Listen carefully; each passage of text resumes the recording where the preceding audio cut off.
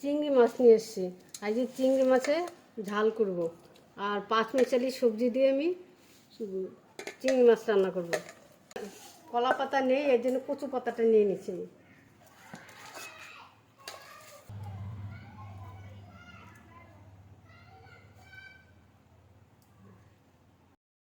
ভালো করে বেছে তারপর ধুয়ে নিয়েছি।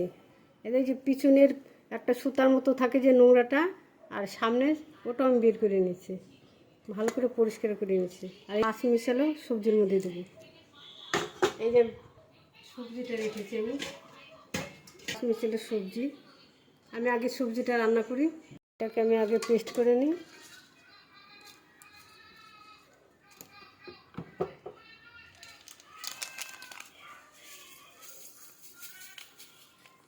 কষ্ট দিয়ে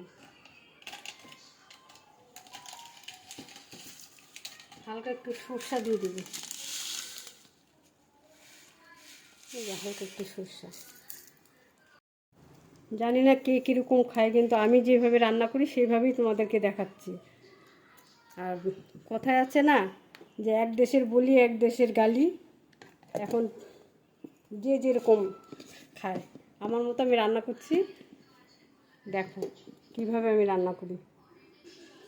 দিয়ে দিচ্ছি শুকনো লঙ্কা আর তেজপাতা, আর দিয়ে দিচ্ছি 5 ফোড়ন, রসুন আর আদা একটু থেতো করে নিচ্ছি আমি। লঙ্কাটাও দিয়ে দিচ্ছি। এবার দিয়ে দিচ্ছি চিংড়ি মাছ।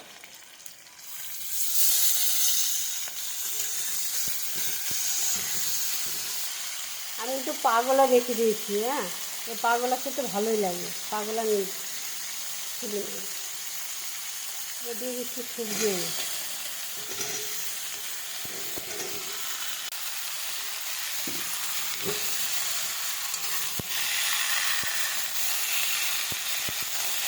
স্বাদ মতো নুন, দিচ্ছি হলুদ।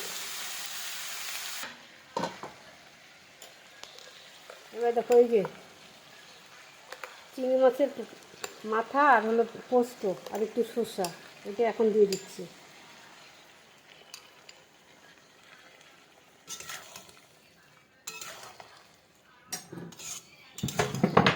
পাতাগুলো ছিল, পাতাগুলোও দিয়ে দিচ্ছি।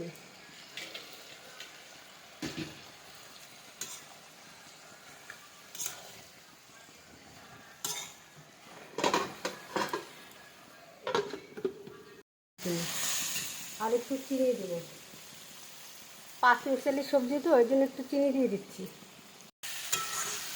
এখন নামিয়ে দেবো আমি। আমার হয়ে গেছে।